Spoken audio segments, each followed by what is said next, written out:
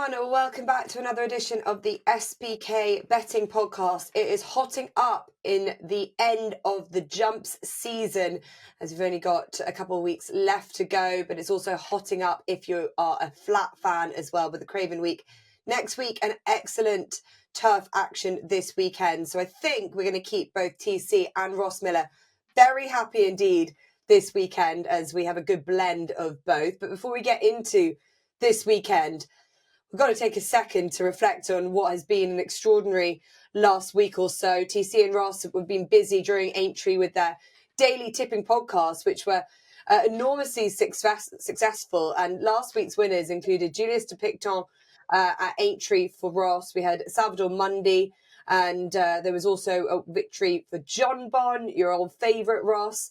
Even though a short price, what a dude of a horse to complete off another victory. I think he's pretty much unbeatable outside of Cheltenham.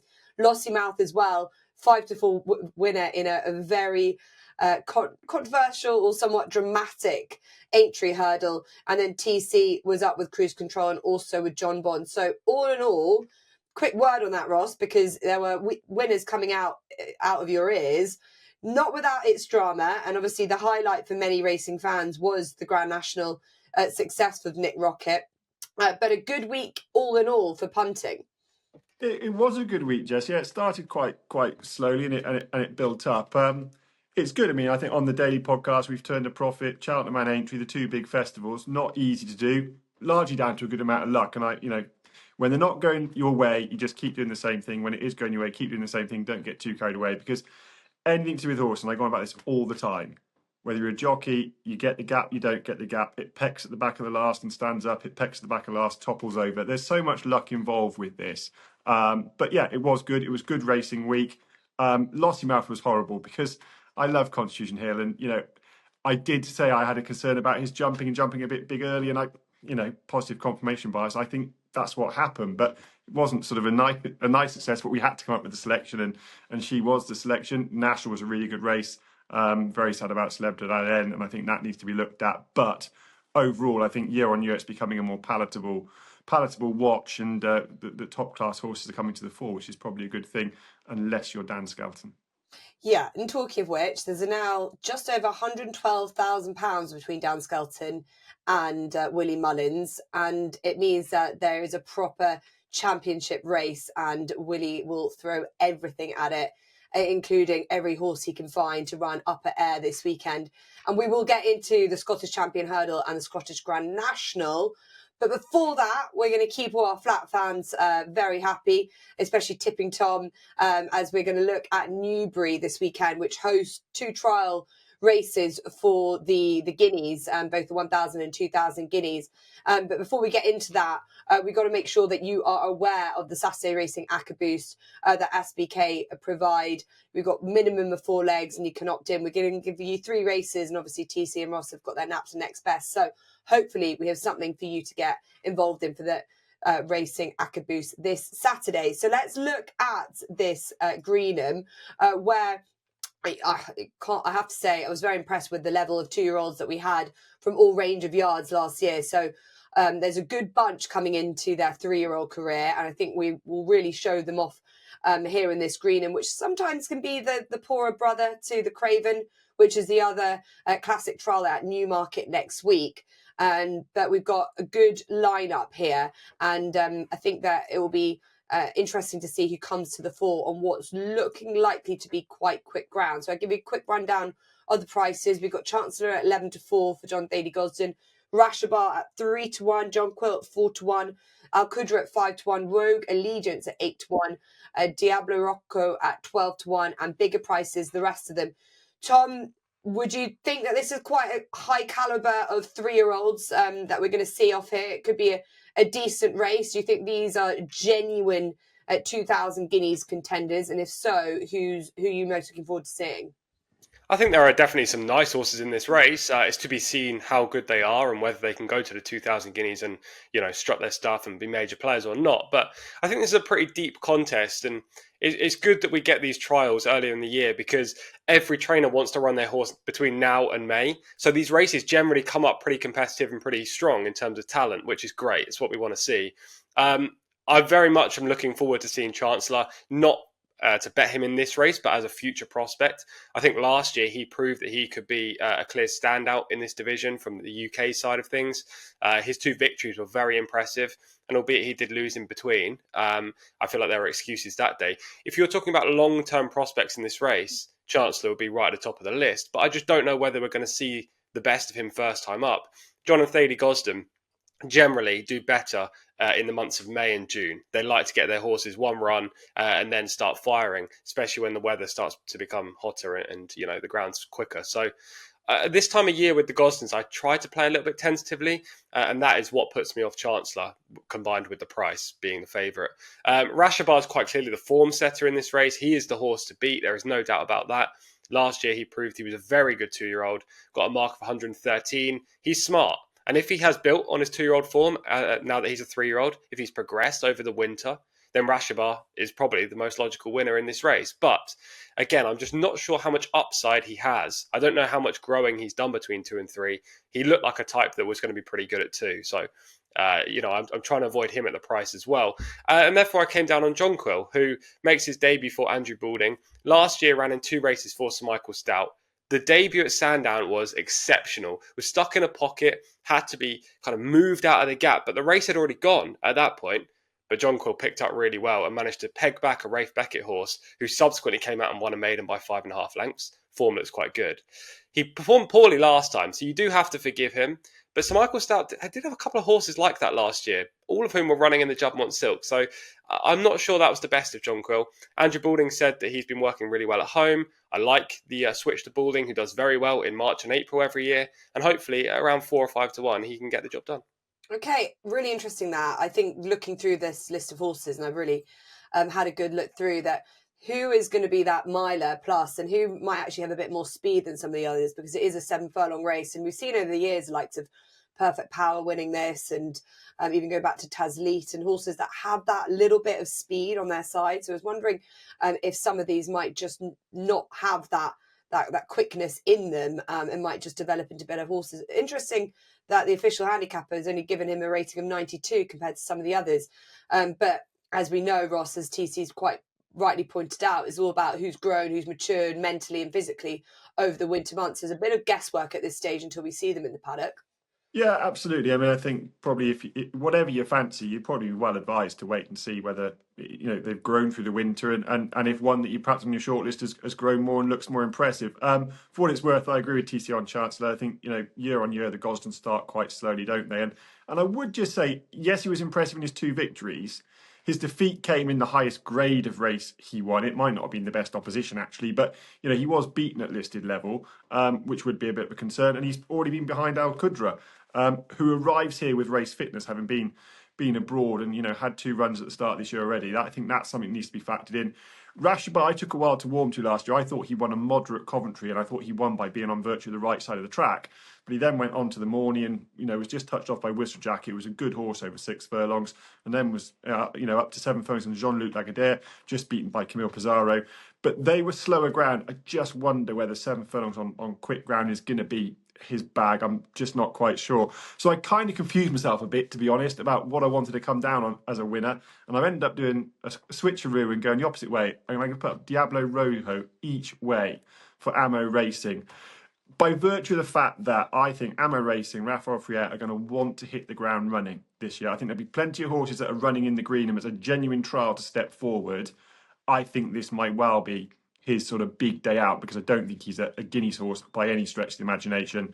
He was impressive in a 6 furlong red car maiden, quite wide on the track, quickened up really smartly and was just powering away at the line. Looked like 7 furlongs would be his bag. He then went on to the Acomb, and that was just a disaster from start to finish, as it was for a few actually, because the line in winter just bolted clear, and 2 of them went clear early on.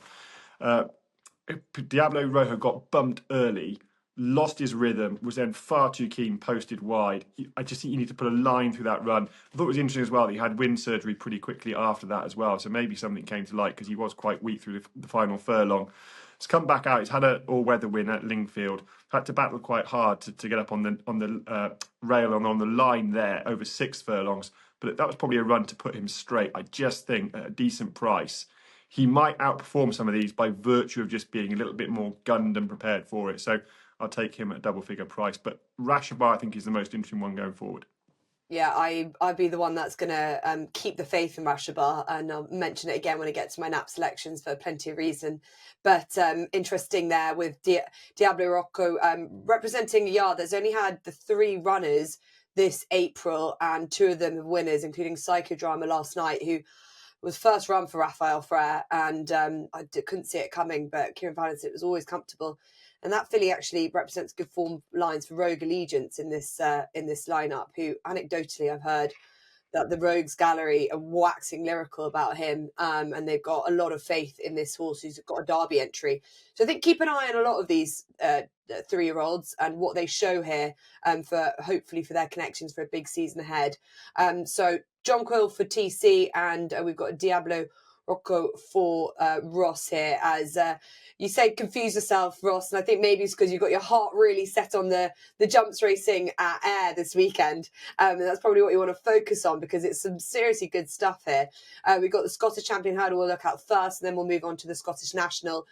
We knew that Willie Mullins was going to try and send a big team, and he was very probably pretty good at keeping his office in the straight and narrow to make sure that they had all their early entries in case there was going to be a situation a bit like this time last year where they were going to send over as many boats as possible to ensure that they could try and lift this Trainers' Championship.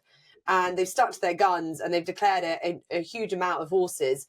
We're going to start with, as I said, the Scottish Champion Hurdle, where Ethical Diamond for Team Mullins is currently heading the betting at 11-4, was a good fourth behind Willie's the stable companion Kagese at Cheltenham. Paul Nicholls has got Carabel de Mathan. Dan Skelton, importantly, has got Valgran. Now has to come back from a disappointing run where Ethical Diamond was further ahead than him last time out. Then we've got Bunting for Willie Mullins. He's also thrown in the likes of Batmon Girac in that. So Ross, it's a case of how many can he fire over and who's going to be the one, or can anyone outsmart Willie? Well, he's almost outsmarted himself because he's actually got one double declared. He's put it in the novice hurdle and the novice handicap hurdle on the same card. So he'll be getting a small fine, but I don't think that comes out of his prize money total, so I don't suppose to be too worried. Cabra de Matan was the last one off my list. I think you need to be really careful that you don't just assume that because Willie's sending a bunch over, he's going to have the first, second and third, because it just doesn't work out like that. Ethical Diamond, I mean, maybe TC will touch on it. I think it's a bit priced up on reputation and sort of hype, because on the bare bones of the form, doesn't do an awful lot and doesn't do an awful lot of winning, that's for certain. I have come to a Mullins horse. The last Mullins horse off my list was Bunting. I think he's interesting dropping back in trip because he was just way too free last time at Cheltenham over a further trip. But whether he's going to be quick enough for this, I'm not quite so sure. So the 2 I've come down on both each way are Kivahar. Really good form on the flat over further than this on good to firm ground. And I think this is going to ride pretty quick. Hung left at Kempton when beaten behind Rubo. Rubo is a chronically underrated horse, both over hurdles and over fences, and Kempton really is his track. But Kivahar travelled into that nicely, then hung away to the left under Brian Hughes, didn't do himself any favours, and then probably exaggerated the beaten distance, and then went to the fighting fifth at Newcastle. I mean, faced an impossible task behind Sergino, but I thought ran really well. Just beaten around about 4.5 lengths behind Lump Sum. Now, Lump Sum's had a really good season in some quality handicaps. He's rated 147, yet Kivahar's still off 139. The 4.5 lengths, suggests that's a workable mark. And I just think, having been away, comes back, made the running at Newcastle last time, doesn't need to. I think perhaps being held up here, there's plenty of pace on. I think he's quite interesting at a decent price. And then the one from others I've come at is actually the outsider of all of his, and that's Carafon. Carries just 10 stone 10. JJ Slevin already jocked up, could have ridden Batman Girac, I suppose. I just think there's a number of form lines that make him interesting and suggest he's better than the mark of 130. Most notably on his Irish debut, who's 5 lengths behind Carla Conti, Carghese and Nürburgring. They're all rated between 140 and 150 over hurdles. Then won a moderate hurdle over 2 mile 3, but in really good fashion, travelled like a very smart horse. Went to Leopardstown at Christmas. I was interested to see whether they had aspirations of being a graded horse or one of these ones that was going to slot into handicaps. It was in the fog, but I got the distinct impression he was ridden to sort of not get too close. Was still only 16 lengths behind Romeo Cooley, who's rated 150. So if you take that literally, a 1:30 works, and I think he's better than that. He was then poor in the Dublin Racing Festival and trying to make the run in. Even worse in the Martin Piper with 2 mile 4, where he just pulled himself to a standstill, basically. But I think he only beat 3 home.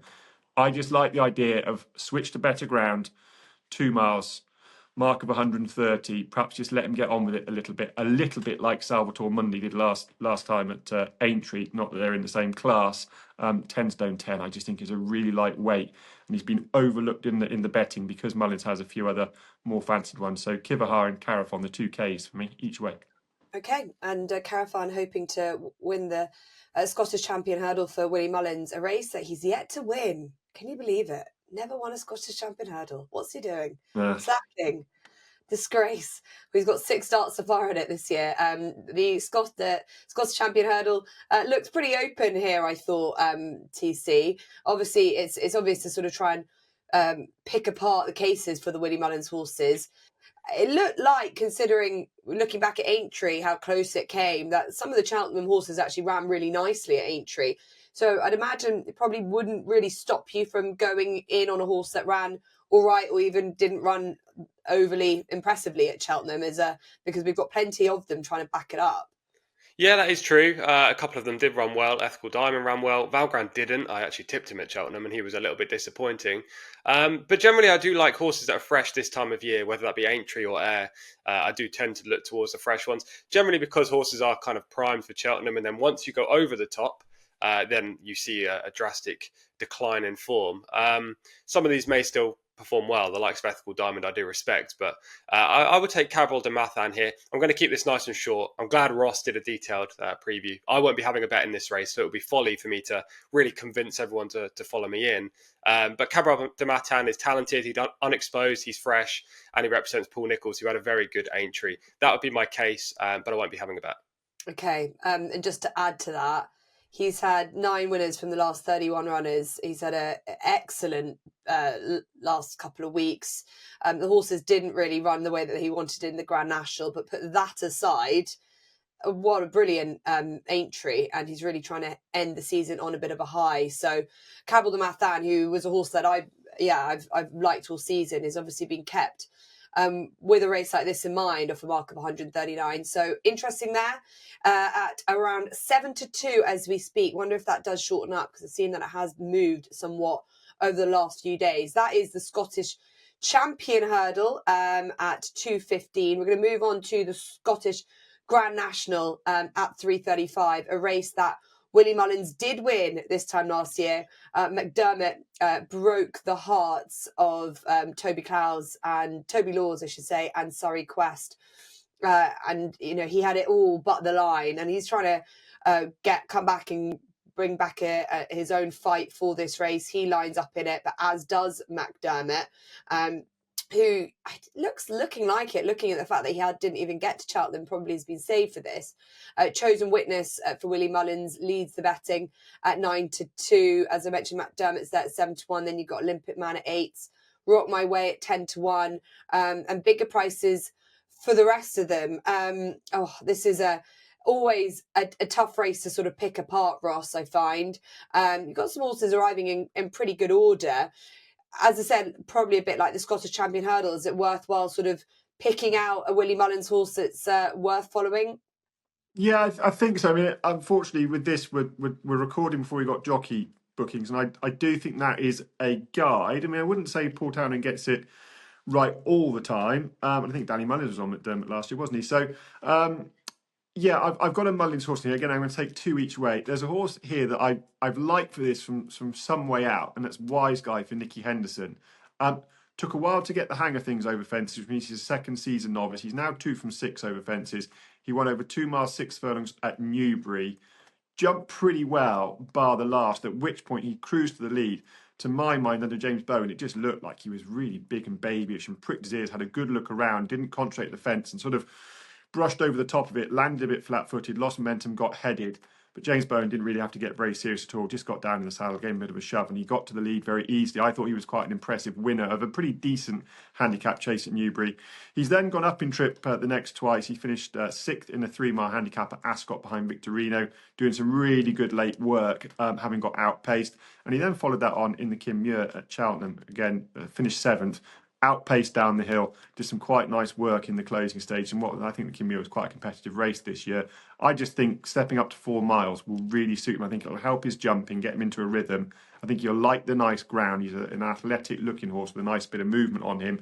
So I do quite like Wiseguard for fairly low weight. And then the other one from the Mullins battalion is Olympic Man. Now, I really like this horse. I think he's got an absolutely massive engine, but he does struggle with his jumping, both over hurdles and over fences. He was a wide margin winner of a maiden last year at Naas, then went to Punchestown Easter Monday in a competitive handicap hurdle over 2 miles, 7 furlong. Absolutely ripped his head off at the back of the field. He really never settled, yet still cruised to the front, jumping the last, and then tied up 50 yards from the line and got collared. It could be that it was energy inefficiency, but I also think I wouldn't be at all surprised, and of course it's a frustration we don't know. I would bet my life he's had a wind operation since that, because he stopped so dramatically. He's returned over fences this year. Again, a struggle with his jumping at times, most notably when 5.5 lengths behind Dancing City at Punchestown, where he absolutely mullered 4 out. Nearly lost Danny Mullins, lost all momentum. Still only beaten 5.5 lengths by Dancing City. I think that looks like a pretty good level of form in a handicap context. He was disappointing on his next start at Naas over 3 miles, but he bounced back and won. So that was Navan over 3 miles, bounced back at Naas last time, 2 mile 4. Again, walloped the final fence, got headed. The commentator sort of talks as if it's all over, and he was really powerful for the last half furlong over 2 mile 4 there. This trip is going to suit. Big field handicap in his jumping is the concern, but I'm certain that this horse is not far off graded class in terms of his engine.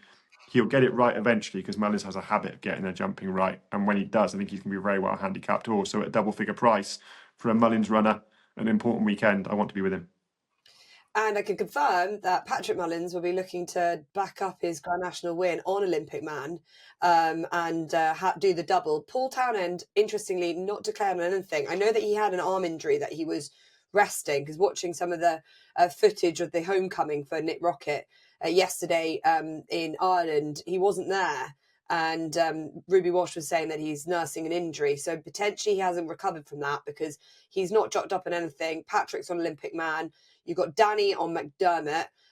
We also have in here Brian Hayes on Spanish Harlem. Chosen Witnesses got Sean O'Keefe, and Clark Kent's got Johnny Burke. So no Paul Townend, and it looks like maybe the number 1 is given to the Grand National winning jockey. So offer you that, riding on a high. And prices wise, 8-1 for Olympic Man and 16-1 for Wise Guy. SBK are offering a 20% winnings boost on any runner in the Scottish Grand National. So that's not too bad at all if you can grab that at the moment, time recording this Thursday. So good case there for a Mullins runner and for a Henderson runner. What about for you, TC? Are you going to go with the kind of, at this stage, the horses that have been primed, or do you want someone to break the hearts of those following the Mullins camp? I'm going to go with the horse who's been aimed at the race. Maybe I'm buying into the story a little bit, but Surrey Quest is my play here. As you touched on, he was just nosed out last year. It was a heart-wrenching moment, really, when McDermott just chinned him on the wire for the connections. Second of 26 in a big field race like this is difficult when you lose by a nose over the 4 miles. But they seem to have aimed him back here again this year. I think he's well treated. He'll handle the ground. Obviously, he likes the track, and he's a good jumper, which I don't think you can say necessarily for McDermott or Chosen Witness, both of whom have their jumping flaws. And they're taking such a big chunk out of the market that you have to play each way at a bigger price for me. And Surrey Quest is the one I'm coming down on. Hopefully, he can run a similar race than he did 12 months ago. And I like the prep in the Edinburgh National. I thought it was a good third place finish.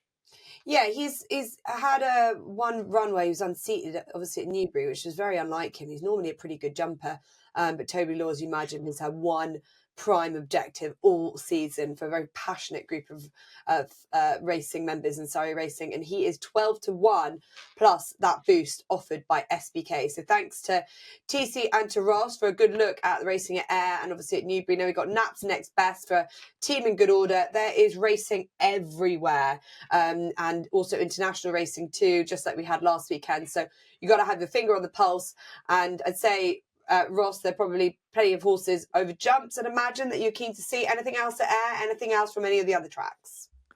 One from Bangor as well, Jess, which I think is a really nice little track. It's a bit out of the way, but once you get there, it's a lovely place to be. So the Nap is in the 3:59 at Bangor, 2 mile 4 handicap chase, and it's too cool for Shrew for Josh Guerrero, Oliver Greenall. Really shrewd outfit, and I thought they demonstrated this perfectly with this horse. He had a couple of spins over hurdles to get a handicap mark, went straight over fences for his handicap debut, 2 mile 1 furlong at Market Raisin, one pulling an absolute cart. It was clearly a very clever piece of handicapping and placement.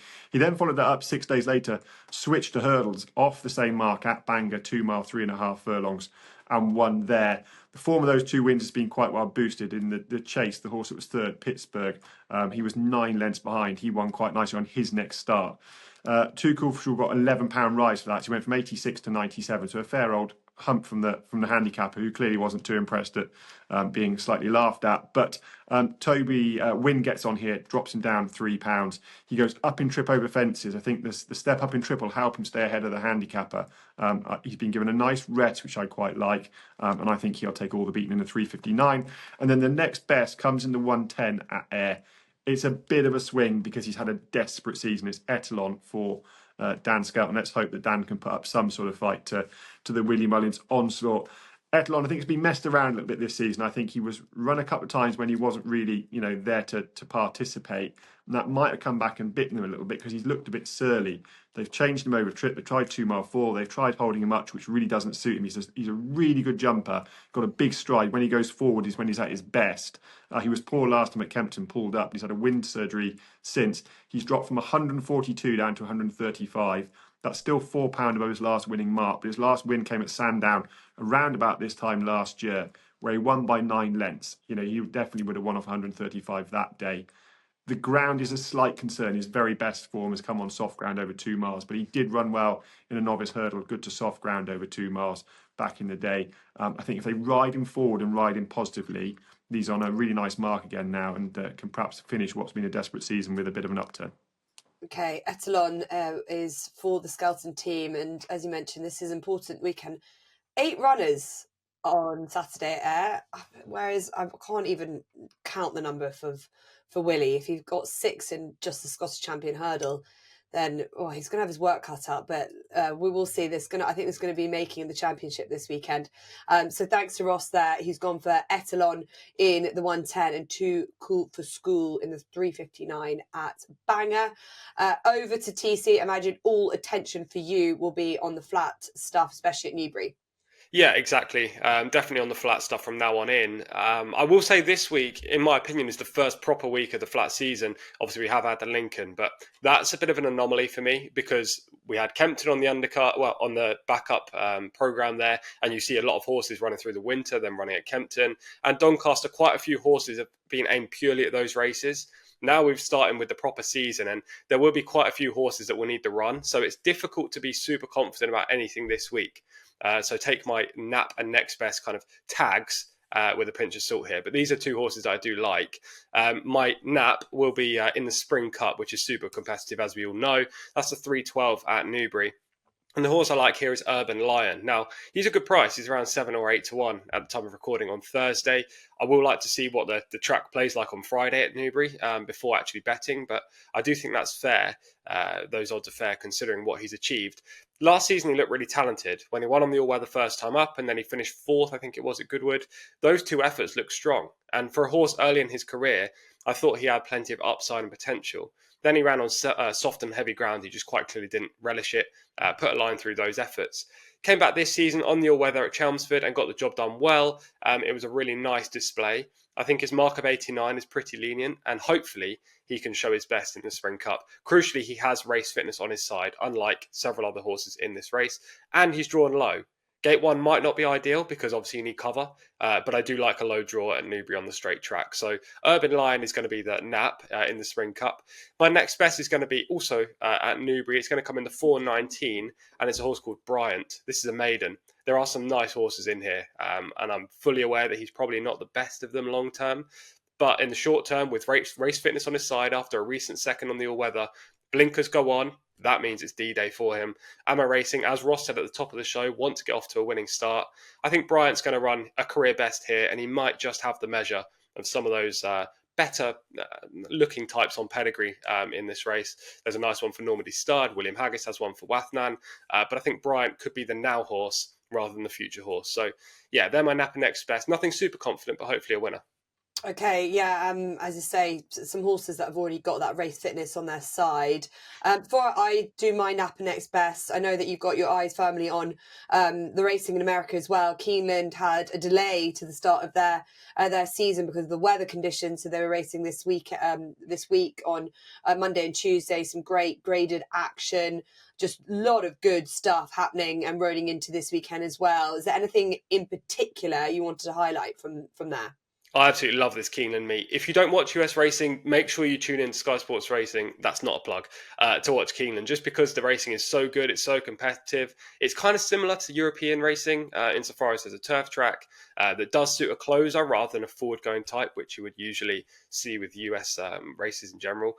And yeah, it's been a fantastic week already. We're on day 5 of an 8-day spell of consistent racing at Keeneland. This weekend, we have the Makers Mile, Grade 1 on Friday, and then on Saturday, we have the Grade 1 Jenny Wiley. I'll focus on that last race. Not going to provide a tip here, but talk about who's running. There are 2 horses coming over from the UK, going over to the US to run. Jabara for Roger Varian, and also Choicia for Simon and Ed Crisford. She's a talented horse, and she won the Balanchine last time, beating Cinderella's Dream for the Godolphin team. So 2 nice horses from the UK going over for the Jenny Wiley. There's also an ex-French horse in there called Excellent Truth, who I believe is going to be favourite in the US for Chad Brown. She might need the run. She would be a play against for me. But don't sleep on the US horses as well. Sacred Wish, Be Your Best. It's a very good race, the Jenny Wiley. And generally, this 3-meet spring meet at Keeneland is phenomenal. Wesley Ward's already had a juvenile winner, Jess. Maybe he'll have a few more next week. Yeah, certainly. He's one that we keep an eye on, especially coming for Royal Ascot, and it's great to see of the horses that are heading their way over to America. Master of the Seas obviously won that Makers Mark Mile last year, and with the prize money on offer, it's no wonder that a lot of the European horses head that way. Okay, thanks to TC for your insight there on the American action. I'll give you my Napa Next Best. I mentioned Rashabar as the horse that I'm looking forward to seeing in the Greenham Stakes at Newbury.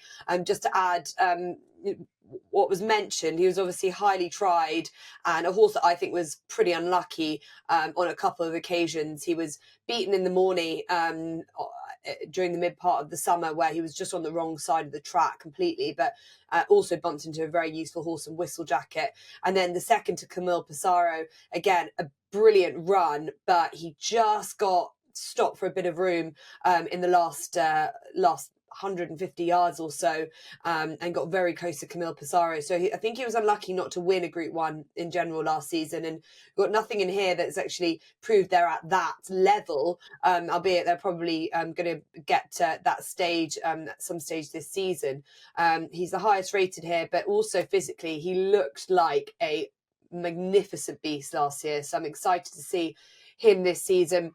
As always the case that some have grown and got even better and more physically attractive, but he was already a standout as a 2-year-old. So I'm hope that he's going to progress. And quite crucially for the Greenham, I think he's got that speed in his locker, which I mentioned earlier, I think is crucial for a Greenham. So looking forward to seeing how he gets on. And then I'm going to take TC on in the 419.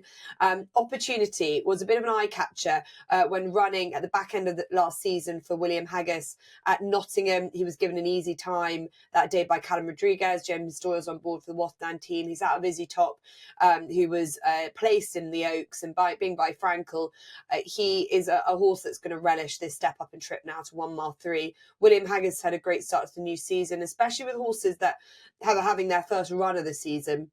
And just in general, they just seem to be in a good order. To see Maldoom run the way that he did in Dubai over the weekend, considering we thought we might have lost him a little bit, just goes to show what he can do to really nurture and get the best out of them. And I'm hoping that Opportunity will be a type of horse that's going to improve, especially with this distance in mind. So those are my sections for Naps and Next Bests for this weekend. We've got a lot for you to look forward to. And thanks to SBK, you can get involved with the Saturday Racing ACCA Boost raced with a minimum of 4 legs, and hopefully we found a few options for you to avail of that. And then the Scottish Grand National, a 20% winnings boost on any runner. So we again have given you some thoughts when it comes to that big showdown this weekend. Will Willie Mullins reclaim his crown as the champion trainer in the UK? I think this weekend will have a huge amount to do with that. It's also the Masters if you're a golf fan, and to celebrate the Masters, the SBK team have offered new users £40 in free bets when they sign up and bet £10 for the first time. And you can head to SBK for lots of other offers and promotions. You can find this podcast in the SBK Betting Podcast app, and make your way to the horse racing page. You can just click play there and you can find us speaking to you about all the great weekends racing and previewing them and hopefully finding a few winners. Thanks as ever for joining us. Thanks to Ross and TC, and we'll see you next time.